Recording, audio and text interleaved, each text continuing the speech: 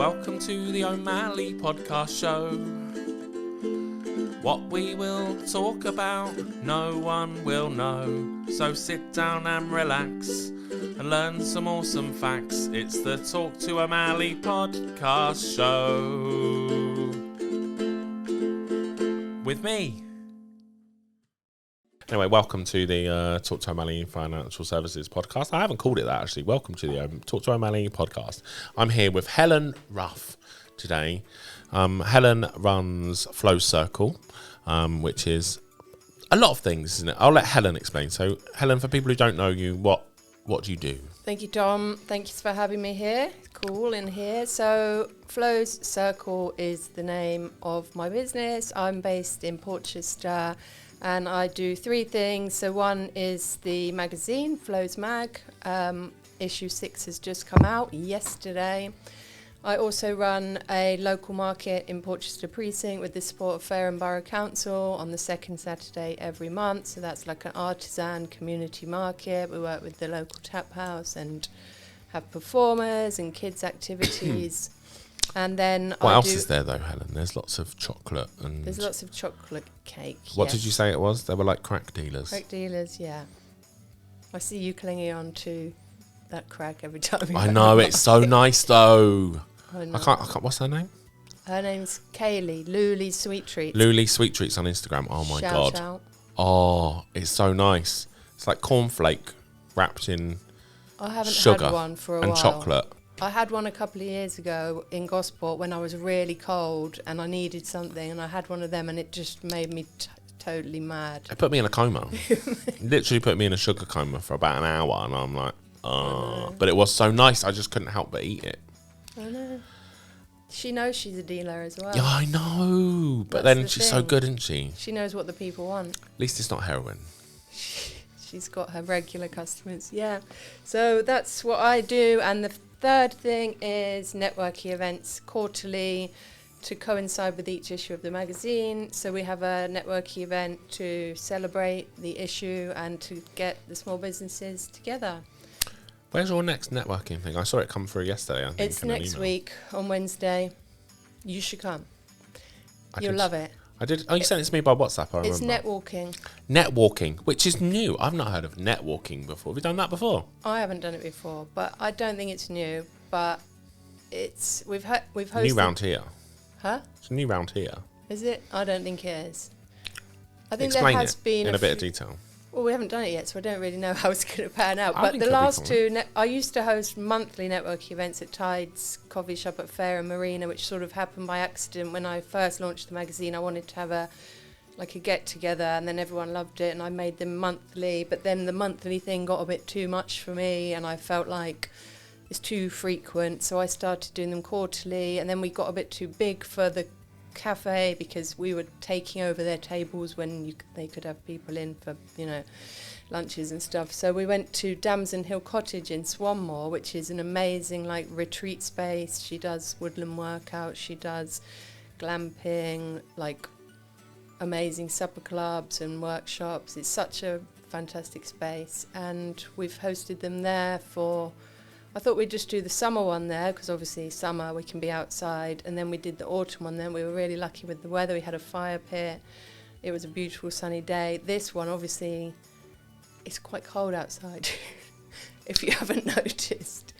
It's this is probably going to go out in March. Okay, so but that's fine because Yeah. people understand that we just We're in pre-record. January We do now. actually pre-record this live. we're in January now, and it's been very cold, but we are going to be walking to keep warm, basically. So yeah, we'll have the fire pit, everyone will gather, we'll have coffee. I'm going to make some millionaire shortbread, which is really good. I'm going Is it to as wrap good as them all Luli's? up in greaseproof paper and give one to everyone on their You're walk. quite the mother, aren't you, really? And once we've all introduced ourselves, we're going to walk. Tors, who owns the space, she takes people off on 10-mile and 10K hikes, so she knows the area. She's going to lead us, and we're going to follow Tors. We're going to go for an hour and a half, or maybe, probably an hour and a half. And you know what it's like when you're walking and you fall into step with different people, and then you stop to tie up your shoelace. You do tend and to meet forget, don't someone you? else. You tend to forget that you're walking and you're You get your steps in while networking. I mean, 2 birds. I quite like it. I mean, I probably should come. You probably should come. You go to every other networking event. Yeah, maybe. Not lately. I haven't. I've been really busy doing some behind the scenes things. Have you? Yeah, I've been working on 2 different sides of Tom because I think people see the fun Tom and forget that Tom actually sells life insurance as well. Yes, I forget that. Multifaceted. Yeah, I know people exactly. I know, right? I just see the pink cap and the fun Tom. I know. Fun guy. Fun guy. I'm not that fun. I'm quite a miserable bastard, really, at times. But when you've had your cornflake cake, you're fun. Oh yeah. Yeah. I know, but I do like that. I actually look forward to that market now. I like taking my daughter and my son and getting them filled up on cake so they sit and chill and do nothing. So, I mean, where did you start then? So what got you into this? Because obviously you're, not 20. Oh, so thanks. You commented and I went, I'm going to ask you, what's he going to ask me? I'm like, date of birth, shoe size. Yeah. I'm not 20. No, I'm not 20. So where did you start out? What's got you into sell yourself, Helen? Your experience is vast. Yeah, I suppose so. Don't downplay Flow it. Your experience Circle is vast. has only been in its current form since October 2023. So only just over a year. But the evolution to sort of get there has been quite the journey. I suppose I think of it as like before COVID and after COVID. Flow Circle is an after COVID thing. And then I think of during COVID, when I was like lost my wedding business, which I will go back to, but I was doing like energy work and working with the elderly and just being all chilled and going for walks with old ladies. And then it led me to what I do now. But before that, I had a wedding business, like I said. So I started that in 2009. So that was quite a long time ago. And that was when I was 28, 29. So yeah, you can work out my age from that. So that was when I lived over in Brighton. You can read about my journey actually in the current magazine. I've written my business journey in there. But basically it started off with a vintage side plate because I was engaged. I was planning a wedding. I loved vintage china, like mismatching crockery. I collected load of this shit, boxes of it from charity shops. My fiance left. No, he didn't leave, but basically we didn't get married. I kind of gathered when you said I was planning a marriage. We'll put it in the dun dun dun. We didn't get married. We split up, but I'd fallen in love with the business. So I ended up with a whole collection of vintage china, like 200, enough for 200 people, like cake stands, teapots, sugar bowls. I love that stuff. You should have seen my old flat. I used to collect plates and I used to put them all on the walls.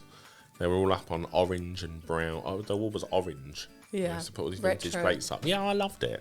I loved it too. They're still in my loft, I think, actually.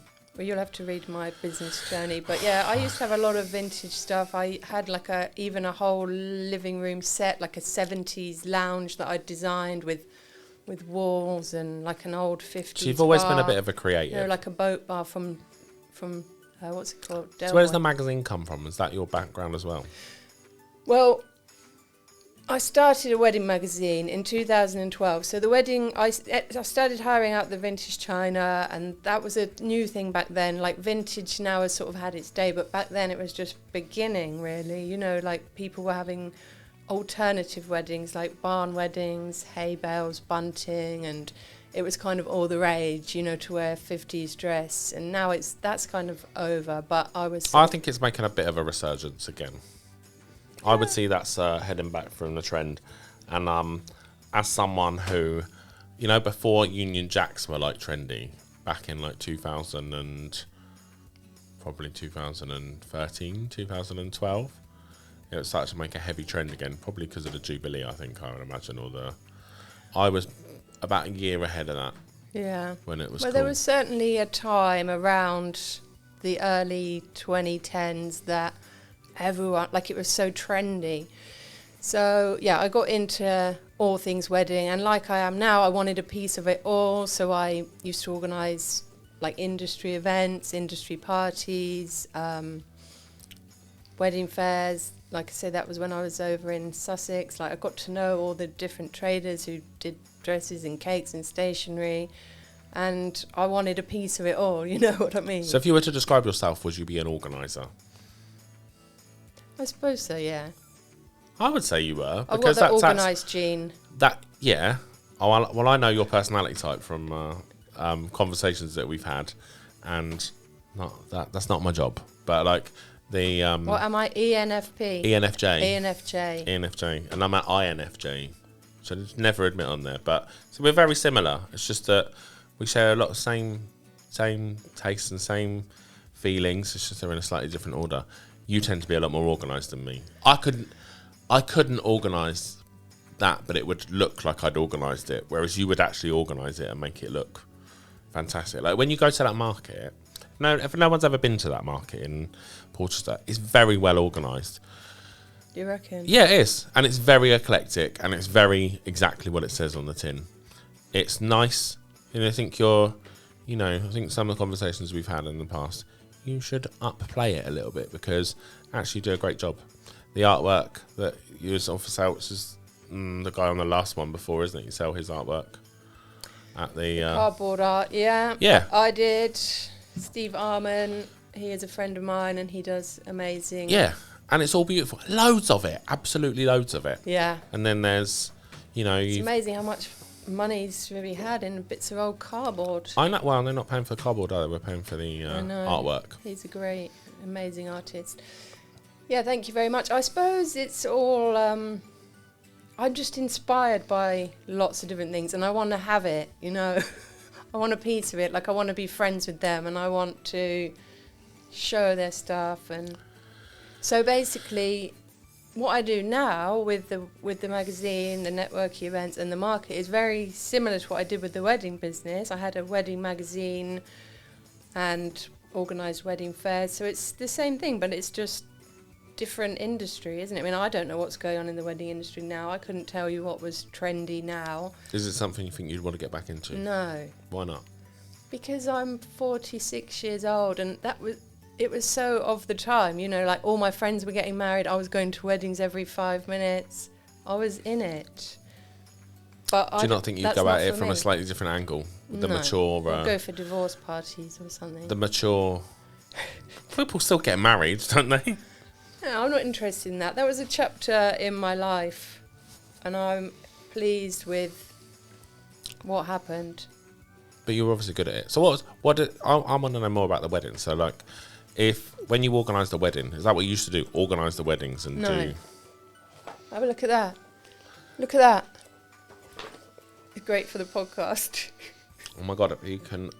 Is that you? I'm so young. Is that you? Yeah. That's that. Oh my God. I know. See? Time has not been kind. Is this one for me? Can I have this Yeah, one? you can have that. I'll have that one. And... I used to hire out the china, and then I would do things like do like little wedding favours, but I'd get like little pots of jams and chutneys that were made for me by someone else, and I put little tops on them and little labels. And I had a friend who hired VW camper vans and Beetles, and I would hire them out on his behalf. So it all came under the umbrella of my wedding business, which then turned into more wedding fairs and the magazine. So I was more promoting other people. It comes more naturally to promote other people than to do something myself. Yeah, I get that though. I get that. Like, it's difficult to promote yourself, right? But I think where we're a lot alike is that it's difficult to promote, but you have got to step out. Like the people we had in before, Amber and Cole, and I've said to you, just fucking do it. Like, there's things, you've got so many ideas. I think but sometimes you find that you're got so many ideas, you get stuck in the paralysis part and don't know which way to turn. Well, I suppose so, but I mean, it's very true that I have loads of ideas, but I don't have time to do any of them. What? Really? I think you... So what, the Flows Mag and Flow Circle, that's like your main focus at the moment. So where's that going over the next 6 to 12 months? 6 to 12 months. Well, obviously we've just entered a new year. The magazine, I really just want the bare bones of how it's working now, just to go from strength to strength, really. I mean, I'm really happy doing what I do. I've met some amazing people through both the market, the magazine, the networking. I love the community that I've built. I love the friends I've made who are all like on the same wavelength. And I'm happy doing what I'm doing. It's kind of, I need to find ways to grow it and to make it work better financially, but I am. So what can people do within the magazine? So you can advertise, can't you? So you can advertise within the magazine. That's how we make it work. It's a free magazine, so I do all the distribution myself. So do you deliver it by hand? Yeah. Do you? Yeah. I've got a little spotty granny trolley and I load it up and then I just go around town. And everyone's like, why do you do that? Get someone to do that for you. But that is like an important part for me. I love that part. I didn't know that, and I would say go and do it.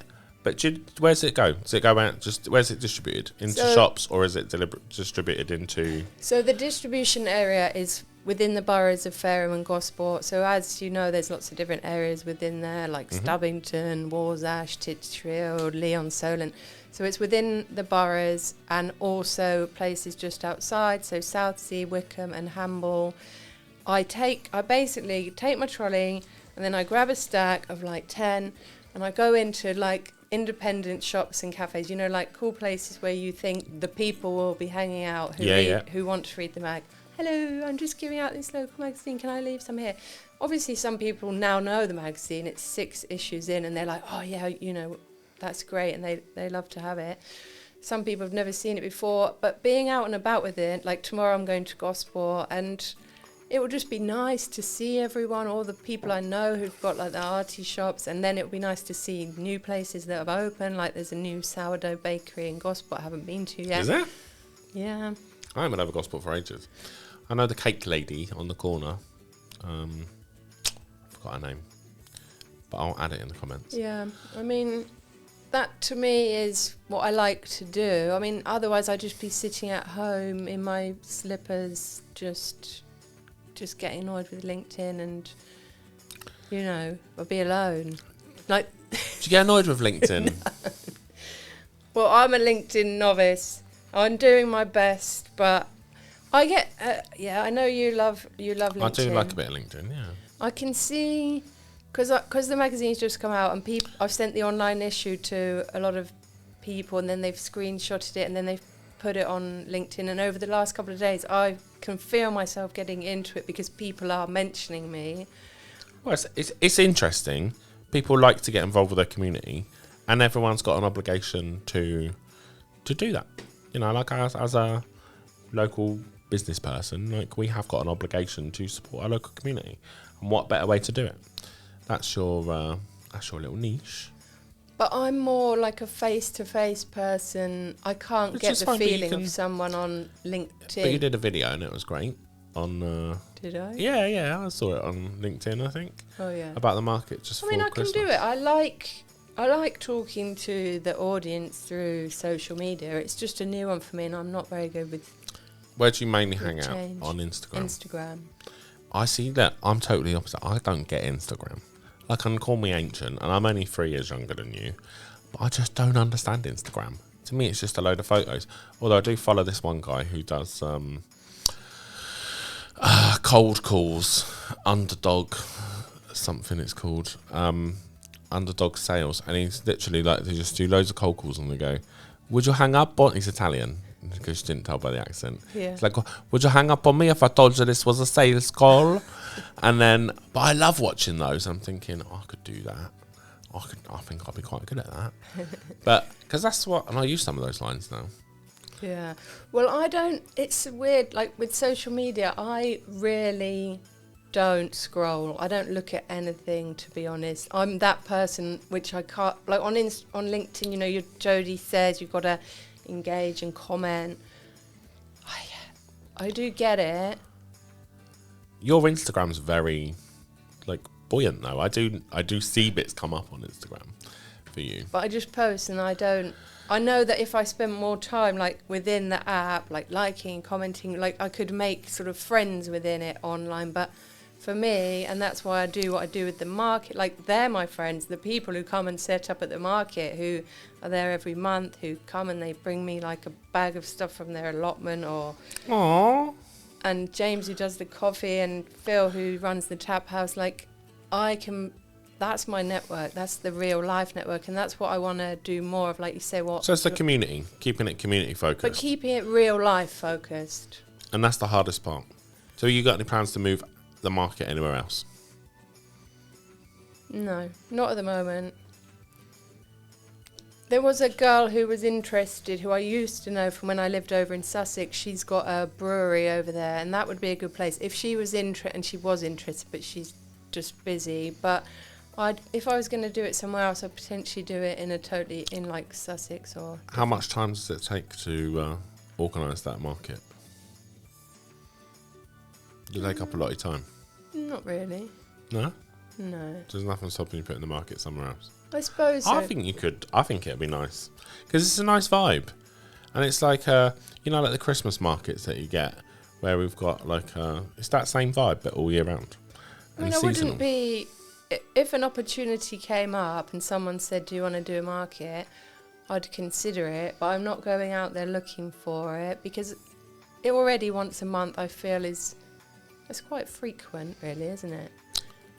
Yeah. And I already, like, I've got a market on Saturday. I probably won't sleep very well, like in the lead up. My nervous system is shot to pieces at this point. So I don't know if I want to be doing more events. So what do you think is next then? Next? Just going to keep it going as it is. Well, if you could do any job, what would you do? Any job whatsoever. I'm doing my dream job.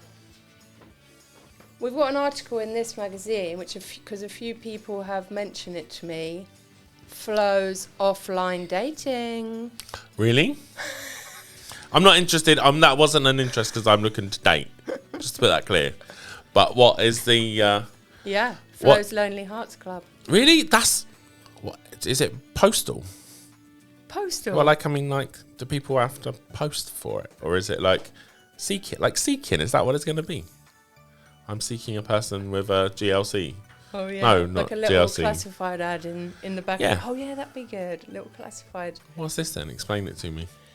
Well, a few people have, like what I do with the magazine and the market, our tagline is community magazine to inform and inspire. What I want to do with everything I do is to make people's lives better. And people are getting that from the market, like people who, they love being out and about and bumping into their neighbours and whatever. And from the magazine, get ideas for things to do at the weekends with your family, friends. So I want to make local people's lives better. And I want to take it offline as much as possible, because I feel like, do you not feel like with all the technological advances? I like actually going and meeting people. Yeah. So I think that really the trend now is going back as much as we can, Do you not feel overwhelmed with Facebook groups and WhatsApp groups and... I think it's a nice sideline to the normal part of life, but then I'm the sort of person that would rather pick up the phone than send someone an email, because I think it's nicer to have the interaction with someone, and they actually do more. But a lot of people aren't like that, are they? No, I'm or they're not. just busy. Well, or you they're... phoned me before and I thought, oh, blimey, a phone call. Yeah, but in person, it's all right, isn't it? Or do you not like... What? So, explain Flo's offline dating to me. Well, what's the one... If you're single and you're wanting to meet somebody, like, that's an important part of life, right? Mm-hmm. Isn't it? A relationship or a family. Yeah. So if I'm giving people ideas for things to do at the weekends with their mum, their sister, their kids, but really what they're wanting is someone to do these things with, then I feel there's an opportunity for like real life dating, because I don't know if you've ever been I've been single. speed dating. I've been single. Of course, I've been single. I mean, I was married for a long time, 17 years, and then I went for a series of crazy people. And Did you go online dating? Were you on the apps? Yeah, I was on the apps. Yeah, so I've done Tinder, I've done Plenty of Fish, and I've done Bumble, where the girl's in control, and it's okay. I also did a bit of like a singles group, which was like on Facebook, but it was more going out and meeting people, a bit like that. Yeah, well, that's the kind of thing it would be. But I don't know. In this article, we've said, because a few years ago when I lived in Southsea, I did try and organise a single supper club at Southsea Deli. This is a few years ago now. The women signed up. We couldn't get the men. And that is generally the theme. And I think when you go... That's shocking. Like, because men are, like, pests, I would say. Pests? Yeah, like, men are... I don't know whether you'd agree, James, but, like, men are quite... if there's 10 women there, usually you find 30 blokes. But I don't know if they're willing to sort of go and pay 50 quid for a 3-course dinner or something. Depends. I don't know. I don't know. Basically, what this article says is the women... I mean, people. I put something on my socials on Instagram, and women have come up to me at the market saying, yeah, I'll be in. And people commented. It got a lot of interaction when I said about this possible idea, and it's not definitely happening. But they're all women. We can't just have a dating See yourself as a bit of a matchmaker. So basically, in this, I said the men need to come forward first. But I think mostly women read the magazine, so they need to have a think about whether their dad, their brother, their friends, their colleagues could get involved with a bit of flows online. Isn't that how it used to be? And then the men have to contact me. Isn't that how it used to be, where it would be like your sister would go... I mean, it never happened with me because I was quite shy about all stuff like that. I think my mum and dad thought I was gay up until I was about 19, 20. Because all of my friends were girls and I never used to talk to them. I wasn't your typical lad, you know, like going out and doing this. But isn't that the way it should have been? Like, oh, your sister introduced me to your friend the other day who's going to take you dating. Same sort of thing. Yeah. Could work. So it could work. I think it'll...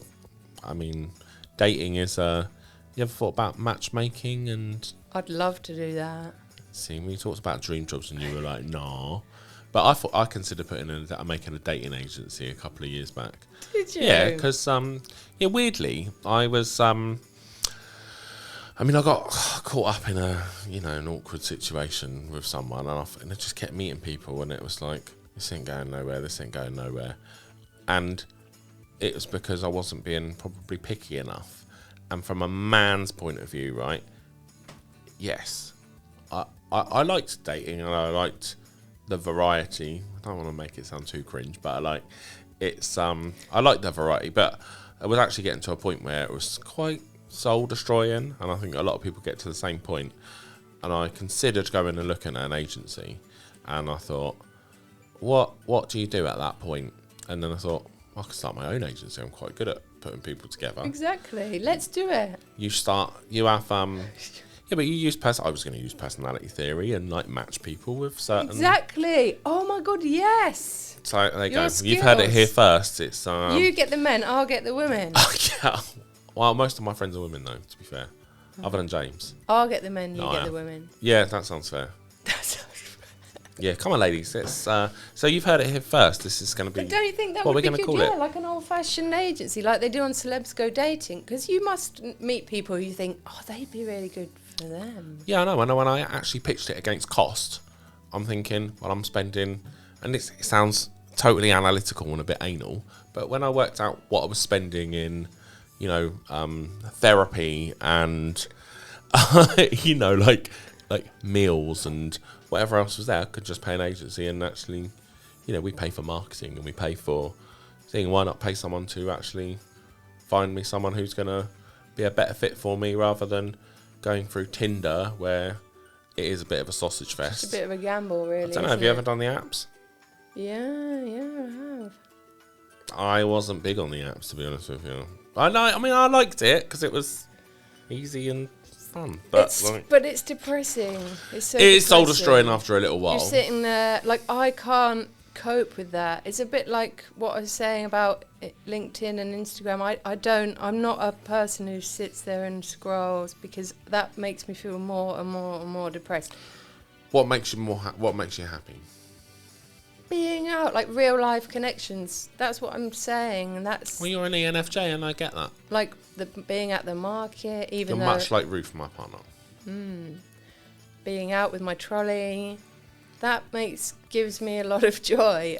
Being the networking, being with my son, being with my sister, being with my friends and family, and lots of memorable experiences. What are you like creative-wise? Are you quite an arty person yourself? No. Are you not? Not that like me. that. I write a lot. Do you? Yeah. What would you write about? I'm intrigued now. I write for the magazine. I journal every day. Do you? Mm-hmm. Is it good therapy? Mm-hmm. I don't think I could journal every day. I probably talk to myself. Do you talk to yourself, or do you talk to? What, in my journal? I talk to myself, like with internal dialogue. I would say. It just made me realise that I talk to myself. Do you?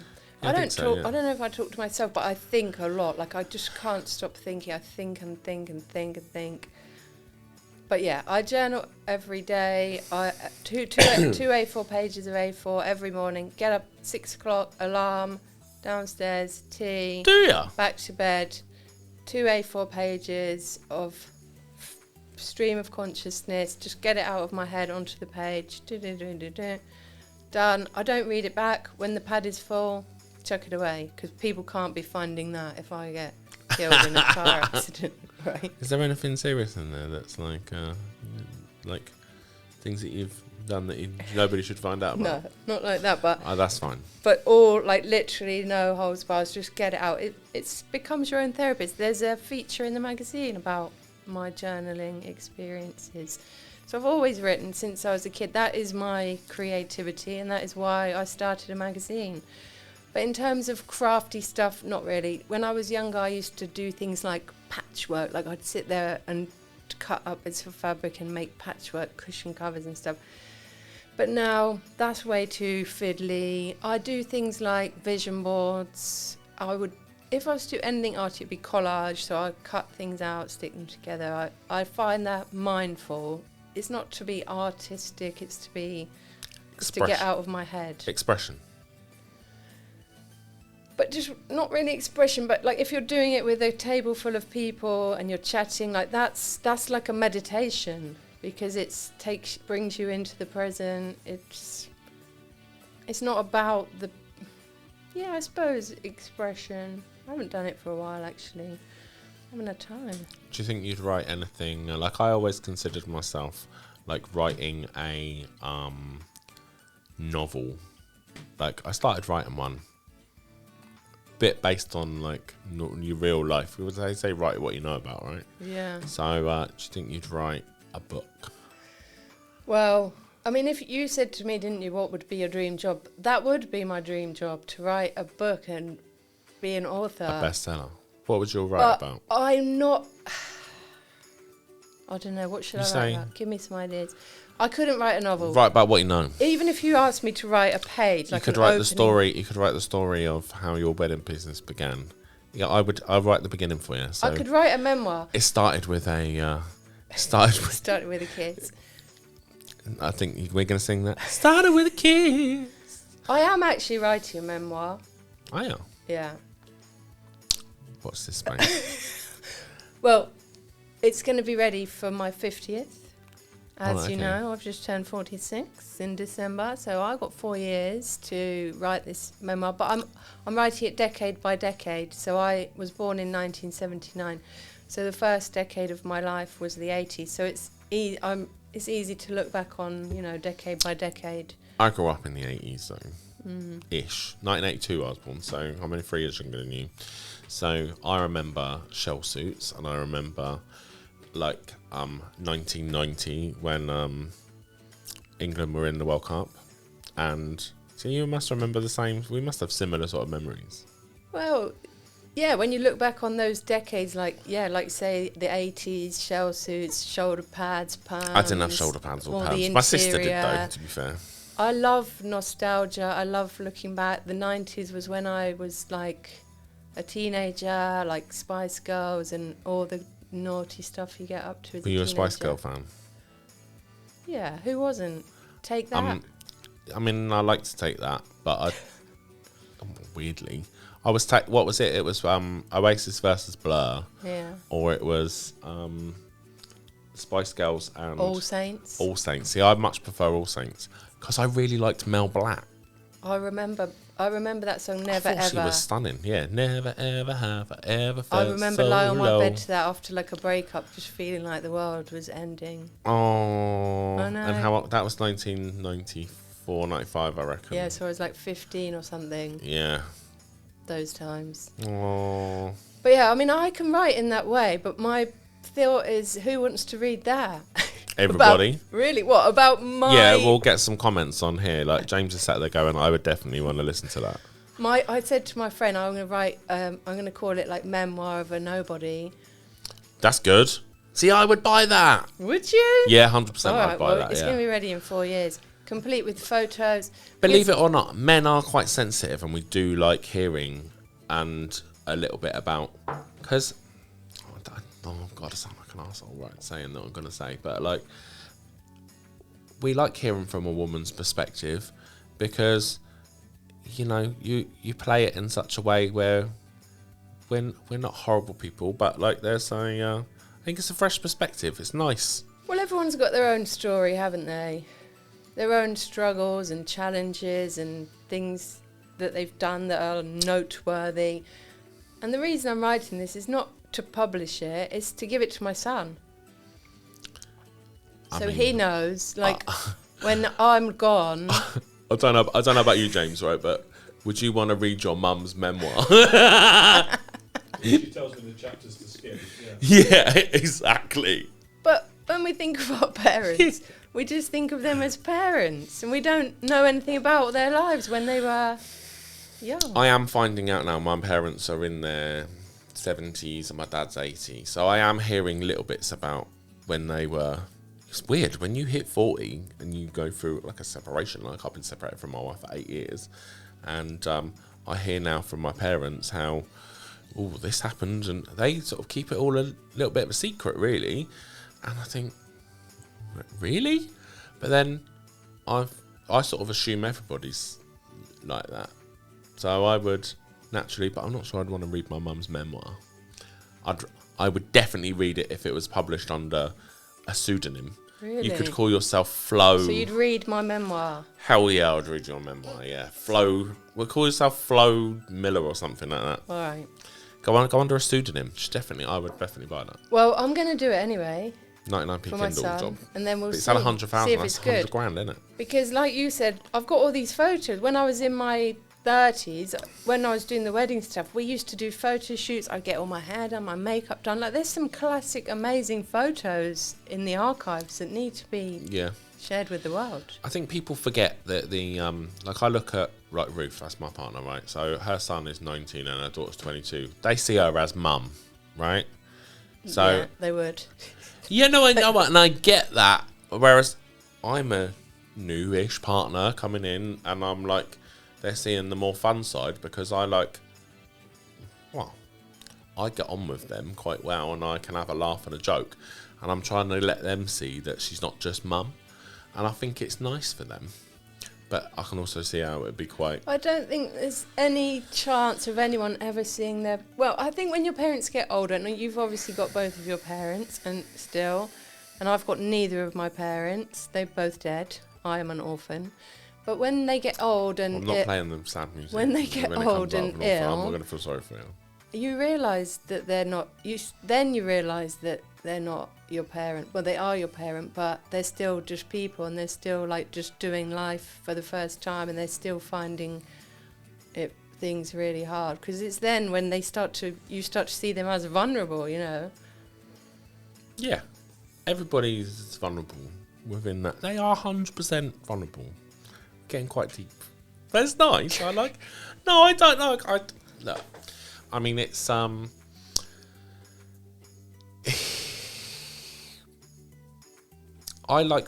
was quite lucky with my parents, I suppose. I moan about them merry hell. Like, my mum is the most interfering person around. But I was gracious to know that they used to take me places when I was like 13, 15, even when I was younger. But I did also have visions. I'm not going to say this on camera. I'm definitely not going to say it. Visions of my mum doing some crazy stuff when she was drunk. Oh, really? Yeah, like her 40th birthday party, there was like mad karaoke. My mum used to be a teacher, so like there used to be mad karaoke stuff going on, and we'd have 30 teachers or 10, 15 teachers in our house at 40th birthday party, which my mum's 70. Because 40, that's so young now. I know, but she like and how old cut her foot wide open. Oh, yeah. I've been, I lost count of the amount of times I've seen my mum naked. So, really? Yeah, I mean... But are your parents still together? Yeah. Yeah. Yeah, so they Everyone's get got at a each other's... They get at each other's throats, but I think it's nice. And now my kids are a little bit older, so they're seeing their nan and granddad in a... You know, as a... My dad shares more with my son than he did with me, which is not... It's nice in many ways because you're seeing it. That's the memoir you should share. My memoir would be very different to that. I think people like it. I You think don't know should my definitely parents. write it. Well, that's Wow, by but the yeah, by. it's in the memoir. It's Well, there. I'm looking forward to reading this. So what we're gonna do? You're gonna be I'm continuing writing on memoir. We're with making a Flows, dating agency. Flows Mag, Flow Circle. Get yourself down to Porchester every other week, isn't it? Every month, second Saturday of the month.